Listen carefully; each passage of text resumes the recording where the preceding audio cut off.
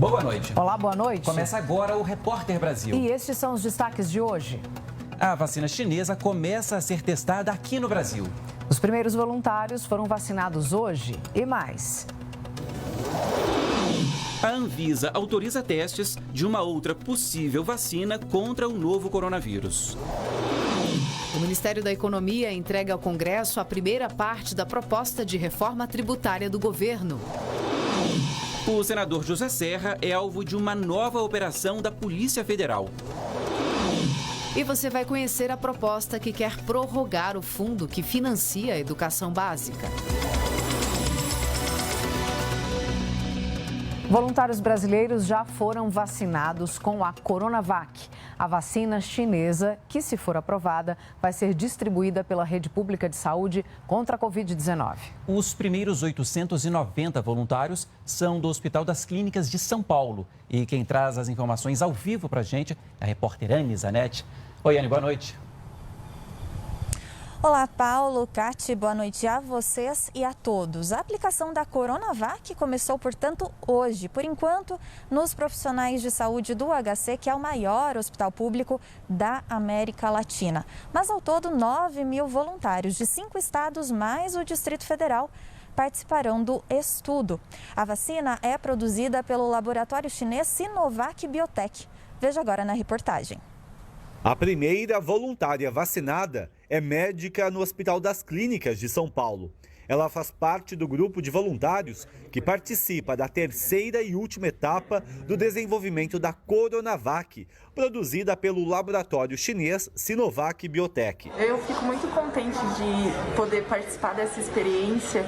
A gente está vivendo um momento único, histórico, que foi o que me fez querer participar desse projeto, por fazer parte desse momento que a gente passa por meses tão difíceis, né? Então é uma injeção de ânimo. Uma segunda dose será aplicada 14 dias depois da primeira. Para verificar a eficácia e a segurança da vacina, os voluntários serão monitorados por 3 meses, inclusive os que receberam placebo. Neste estudo, nem os voluntários, nem os pesquisadores sabem quem recebeu a vacina. As 20.000 doses chegaram ontem ao Instituto Butantan, que coordena os estudos aqui no Brasil. Ao todo, 9.000 voluntários participam dos testes da vacina. Além do Hospital das Clínicas de São Paulo, mais 11 centros de saúde do país fazem parte do estudo. Além de São Paulo, os estados do Rio de Janeiro, Minas Gerais, Rio Grande do Sul, Paraná, além do Distrito Federal, vão receber as doses da vacina. Os resultados devem ficar prontos até o final do ano. E a expectativa é que no início de 2021, o Butantan já tenha 120 milhões de doses da vacina produzidas. Outras 2 potenciais vacinas também têm apresentado resultados promissores. Até agora, elas mostraram que podem reconhecer e combater o novo coronavírus sem efeitos colaterais graves. Uma delas é a que está sendo desenvolvida pela Universidade Britânica de Oxford, que você viu aqui ontem com detalhes no Repórter Brasil. A outra, que a gente mostra agora, une uma empresa alemã e outra americana. Os testes dessa pesquisa, por sinal, foram liberados hoje aqui no Brasil. A potencial vacina contra a Covid-19, desenvolvida pela BioNTech e pela Pfizer, foi bem tolerada em ensaios com humanos em estágio inicial, conforme anunciaram as empresas. Testes preliminares realizados com 60 voluntários saudáveis na Alemanha revelaram: aqueles que receberam 2 doses da vacina produziram anticorpos neutralizadores da Covid-19. Segundo os laboratórios, os dados agora estão sendo revisados pela comunidade científica para uma publicação. A segunda fase do ensaio, agora em julho, terá até 30.000 participantes. Hoje, a Anvisa, a Agência Nacional de Vigilância Sanitária, autorizou que os laboratórios realizem testes dessa potencial vacina contra a Covid-19 no Brasil. Serão 1.000 testes aqui no país, distribuídos em São Paulo e na Bahia. Se receber luz verde regulatória, a BioNTech e a Pfizer devem preparar até 100 milhões de doses até o fim do ano, mas alertam que são necessários de 12 a 18 meses para se desenvolver uma vacina segura e eficiente. O líder científico da Pfizer, Michael Dolsten, explicou que as empresas trabalham juntas há 2 anos para lidar com a gripe e descobriram que podem aplicar essas experiências no protocolo da Covid-19. Por isso que em apenas alguns meses conseguimos uma vacina vacina pronta para testes e agora está em andamento nos Estados Unidos e na Alemanha, disse ele.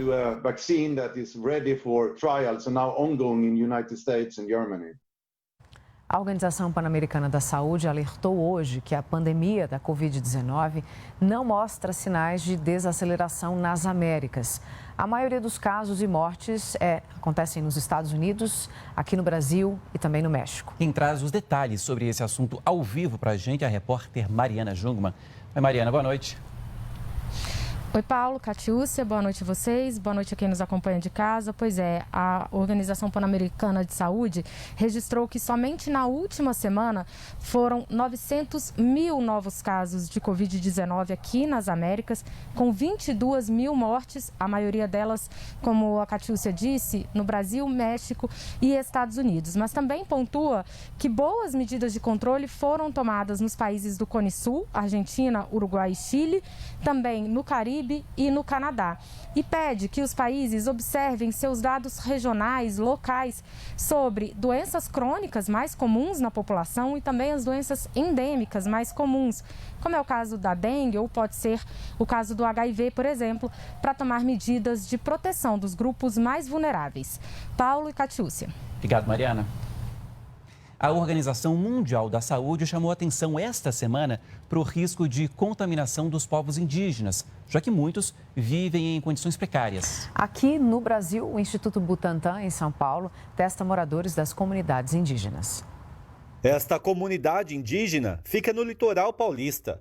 Todos os moradores estão sendo testados para a Covid-19. Antes de entrarem nas aldeias, os profissionais de saúde também passam por testes. Que na aldeia é muito fácil de se um pegar e passar para todo mundo, porque a gente vive todo mundo junto, né? A ação é uma parceria do Instituto Butantan e de secretarias de saúde com o apoio da FUNAI.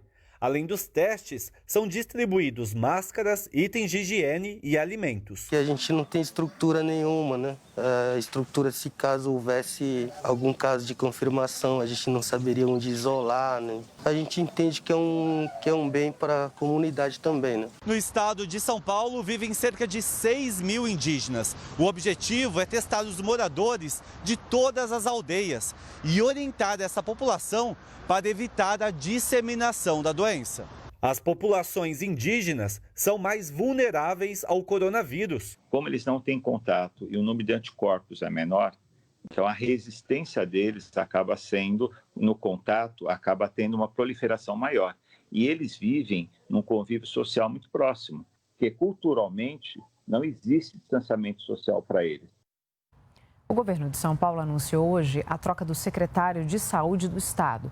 José Henrique Germann comandou a secretaria no pior período da pandemia. E a gente volta a falar com a Anne Zanetti. Oi, Anne. Paulo, Cati, José Henrique Germann ficou 19 meses no cargo e agora, por problemas no coração, deixou a pasta, mas não o governo. Ele agora é um assessor especial do governador. Quem assumiu hoje foi Jean Guarenstein. Ele é infectologista nos hospitais Albert Einstein e São Camilo e também no Instituto de Infectologia do Emílio Ribas. Tem mais de 20 anos de atuação como médico e professor. Já como secretário, hoje disse que, embora a situação seja estável e caminhe para uma melhora no estado, 20% dos municípios paulistas registram aceleração dos diagnósticos de Covid. Até agora, em todo o estado, são mais de 422 mil casos da doença. 20.171 pessoas morreram e mais de 290 mil se recuperaram. E um estudo divulgado hoje pela Fundação Getúlio Vargas aponta que a maior parte dos brasileiros não pretende frequentar locais de aglomeração, mesmo com a flexibilização. Ao vivo do Rio de Janeiro, o repórter Paulo Garritano tem os detalhes. Boa noite, Paulo. Boa noite, Anne. Boa noite a todos que acompanham o Repórter Brasil. Falamos ao vivo do Palácio Guanabara, que é a sede do governo do Rio de Janeiro. Uma pesquisa da Fundação Getúlio Vargas mostra que, apesar que muitos estados já começaram uma reabertura gradual, mas a maioria da população ainda continua com receio. 80% dos entrevistados disseram que pretendem evitar teatros e cinema. 64% dos entrevistados não pretendem pretendem ir a bares e restaurantes. 54,5% dos entrevistados dizem que vão evitar ir aos shoppings. Agora sim, vamos aos números do coronavírus no estado do Rio de Janeiro. 145.121 casos confirmados no estado, com 12.293 mortes. 124.686 pessoas foram recuperadas. Paulo. Obrigado, Garritano. No Brasil todo, segundo o conselho que reúne os secretários estaduais de saúde, 81.487 pessoas morreram por causa da Covid-19. Até agora está aqui o número exato, 1.367 pessoas só nas últimas 24 horas. Além disso, são 2.159.654 casos confirmados até aqui, 41.008 nas últimas 24 horas. Em contrapartida, 1.465.970 pessoas que tiveram a doença se recuperaram. E falando em pacientes que se curaram da doença, a dona Maria Barbosa, de 77 anos, que tem diabetes e hipertensão, teve alta hoje.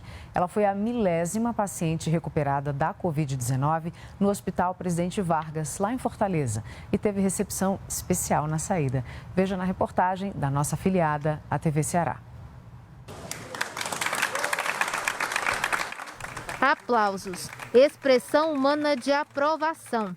E em tempos de coronavírus, também virou símbolo da superação de pacientes que venceram a Covid-19. Hoje foi a vez de Dona Maria José da Silva Barbosa receber a tão esperada alta hospitalar após 5 dias de internação. Graças a Deus, que eu estou aqui do lado de fora, vou para minha casa. Maravilhoso. A melhor coisa, a melhor sensação, né? Dela poder estar saindo e a alta que ela está recebendo, né? Dona Maria é a paciente de número 1000 a receber alta do Hospital Presidente Vargas. Com 280 leitos equipados, por aqui já passaram 1.228 pacientes. Hoje, o hospital contabiliza apenas 32 pacientes internados. Nós chegamos aqui em um dia, no início de maio, a receber 48 pacientes em 24 horas. Então, aqui estamos dando a alta ao paciente de número 1000. Então, 1000 pessoas curadas, 1000 vidas salvas. Para a gente é extremamente gratificante. Dona Maria segue agora para a sua tão sonhada casinha. A sensação que eu estou é alegre de roupa para minha casa. Uma pesquisa realizada por um laboratório farmacêutico traçou os impactos do diabetes na rotina de pessoas que usam insulina. E pelas contas da Sociedade Brasileira de Diabetes, mais de 12 milhões de brasileiros têm a doença. A pesquisa Os Altos e Baixos do Diabetes na Família Brasileira revelou que a doença afeta a rotina familiar de 80% dos pacientes. O tratamento com a insulina aparece em primeiro lugar. Mais da metade dos entrevistados disseram que a aplicação do hormônio tem impacto nas finanças, no lazer e no bem-estar mental. Além disso, mais de 40% dos diabéticos relataram enfrentar com regularidade a queda nos níveis de açúcar no sangue, a hipoglicemia. Ainda neste quesito, a pesquisa também mostrou que 4 em cada 10 familiares não estão preparados para ajudar na condução deste distúrbio, que pode levar a desmaios ou até a morte. E 15% informaram não saber qual é o tipo de diabetes que o parente tem. O ponto-chave é envolver não apenas o paciente, mas toda a família, para que a gente realmente consiga mudança no estilo de vida de uma maneira sustentada e mantida no longo prazo, para que seja mais fácil. 48% tiveram episódios de hipoglicemia fazendo atividade física e 1/4 dirigindo. Então, outras pessoas que convivem com o paciente com diabetes precisam saber manejar a hipoglicemia. É preciso falar sobre o tema. A pesquisa cita ainda os pacientes descuidados. 43% assumiram não usar a insulina quando deveriam e 41% sequer medem a glicose após as refeições. A organização é primordial neste momento. Tirar um dia para organizar a semana, os horários, as compras, a geladeira facilitam para que sejam mantidas a rotina da atividade física e dos horários da alimentação. Daqui a pouco a gente mostra. O Congresso recebe a primeira parte da proposta de reforma tributária elaborada pelo governo. Os detalhes depois do intervalo.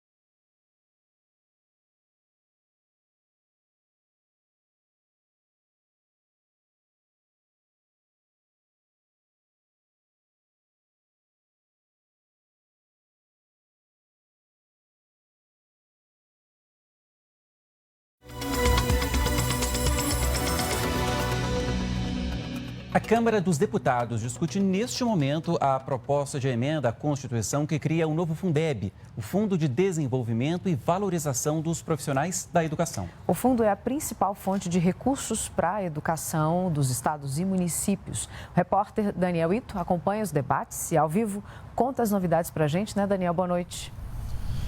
Boa noite, Catiúcia, Paulo, também você que está nos assistindo. Essa sessão na Câmara estava prevista para começar no início da tarde de hoje, mas houve um atraso por falta de quórum. A sessão foi começar só agora há pouco, às 5 horas da tarde, portanto. A gente tem imagens para você dessa sessão que está em andamento. Lembrando que o prazo de validade do Fundeb se encerra em dezembro deste ano. Caso o Congresso não aprove a PEC, o Fundeb vai ser extinto. Por outro lado, caso a PEC seja aprovada no Congresso, o Fundeb vai se transformar em um fundo permanente. Para ser aprovada na Câmara, o que a PEC precisa? Ela precisa ser aprovada em 2 turnos e ter um mínimo de 308 votos dos 512 deputados da Câmara. Caso isso aconteça, o texto vai seguir para análise do Senado Federal. Muito bem, a gente preparou uma reportagem para você entender melhor os principais pontos dessa PEC que trata do Fundeb. Vamos conferir. Atualmente, o Fundeb é responsável por 63% dos recursos que os municípios investem em educação. No ano passado, o fundo garantiu investimento de 168 bilhões de reais em escolas estaduais e municipais. A proposta de emenda à Constituição em debate na Câmara prevê um crescimento gradual na participação do governo federal nos recursos do Fundeb, que vai passar de 10% para 20% até 2026, um aumento de quase 11 bilhões de reais.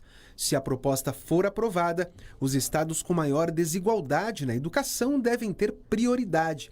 É o caso da Bahia, do Maranhão e do Ceará, que juntos devem receber mais da metade dos novos recursos do Fundeb. Alguns critérios para a distribuição da verba também foram alterados no texto, que prevê que escolas estaduais e municipais poderão ganhar mais recursos se tiverem bom desempenho.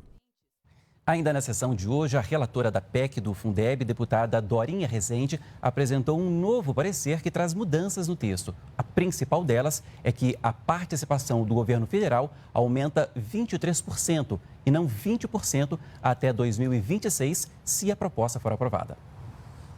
O ministro da Economia, Paulo Guedes, entregou hoje ao Congresso a primeira parte da proposta de reforma tributária do governo. Esse texto vai ser incorporado ao debate de 2 outras propostas de emenda à Constituição que tratam desse mesmo assunto. O objetivo do governo é simplificar o sistema, torná-lo menos custoso e trazer mais segurança jurídica. Em vez de uma nova proposta de emenda à Constituição, o governo preferiu enviar sugestões fatiadas. A de hoje prevê a criação da Contribuição Social sobre Operações com Bens e Serviços, a CBS. Seria um imposto único federal, chamado também de IVA dual, a partir da unificação do PIS e da COFINS, que são taxados sobre o consumo. O IVA federal vai funcionar assim. A alíquota será fixada em 12% e não terá impacto sobre a arrecadação atual. Ele só incidirá sobre a receita bruta e acaba com os tributos diferenciados para vários setores. Além disso, cada empresa pagará somente o valor agregado ao produto ou ao serviço, tornando a cobrança mais transparente. No caso dos estados e municípios, ficou para o Congresso a discussão sobre o Imposto Único Regional, com a unificação de vários tributos como o ICMS e ISS. Se nós defendíamos o IVA dual desde a campanha, em respeito à federação e em respeito ao Congresso, não cabe a um ministro da Fazenda e sim a um Congresso legislar as relações entre os entes federativos. Eu não posso invadir o território dos prefeitos, falando sobre ISS, ou invadir o território dos estados, falando sobre ICMS. O governo prometeu ainda enviar outras contribuições, tratando, por exemplo, da taxação dos dividendos e do imposto de renda. E hoje, ministro Paulo, o governo federal entrega oficialmente parte para ser acoplada aos debates e aos temas construídos na comissão e também na Câmara e no Senado, para que a gente possa sair com uma proposta uníssona de reforma tributária brasileira. O senador José Serra, do PSDB de São Paulo, foi alvo hoje de uma operação da Polícia Federal. A suspeita é de corrupção, lavagem de dinheiro, falsidade ideológica e associação criminosa. Crimes que teriam ocorrido na campanha de 2014 ao Senado. A operação é mais um desdobramento da Lava Jato. 3 empresários, entre eles o sócio e fundador da Qualicorp, José Serpieri Júnior, foram presos. E o empresário Mino Matos Mazamate está foragido. Serra não estava nos locais alvos da PF. A busca no gabinete do senador foi suspensa pelo presidente do Supremo Tribunal Federal, Dias Toffoli. A operação de hoje investiga o pagamento de R$5 milhões em Caixa 2 para a campanha eleitoral do senador José Serra em 2014. As operações teriam sido simuladas pela Qualicorp, que é a maior administradora brasileira de planos de saúde coletivos. De acordo com a Polícia Federal, a investigação contou com a delação de pessoas contratadas para estruturar e operacionalizar as doações eleitorais, além de dados do Conselho de Controle de Atividades Financeiras, o COAF. Os bens do senador e da filha dele, Verônica Allende Serra, foram bloqueados. Serra tinha sido alvo de outra operação da Lava Jato no início do mês, por ter recebido, segundo a polícia, pagamentos ilegais da construtora Odebrecht entre 2006 e 2010, período em que foi eleito governador de São Paulo e exerceu o mandato. Em nota, a Qualicorp disse que vai fazer uma apuração completa dos fatos, que está colaborando com as autoridades.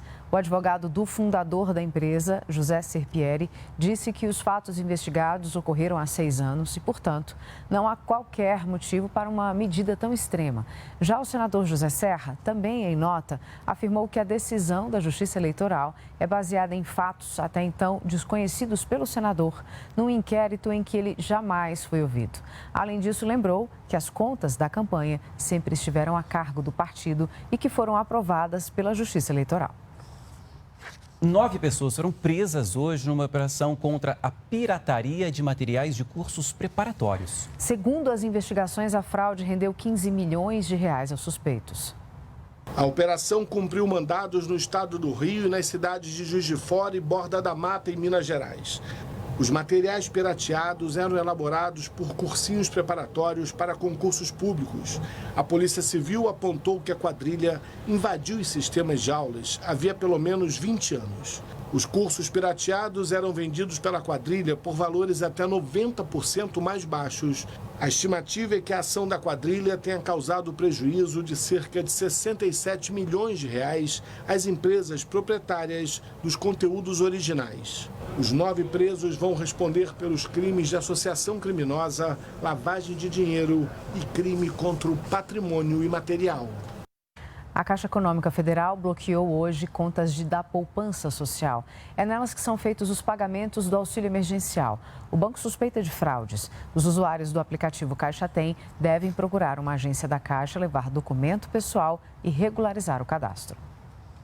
A intenção de consumo das famílias atingiu o pior resultado da história neste mês de julho. Os dados são da Confederação Nacional do Comércio.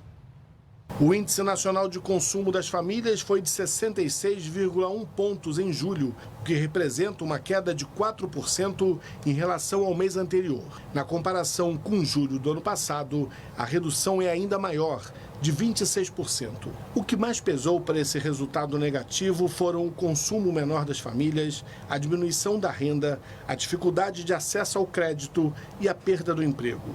Os efeitos da pandemia tiveram pesos diferentes nas regiões do país. Os piores percentuais foram registrados no Centro-Oeste, Norte e Nordeste.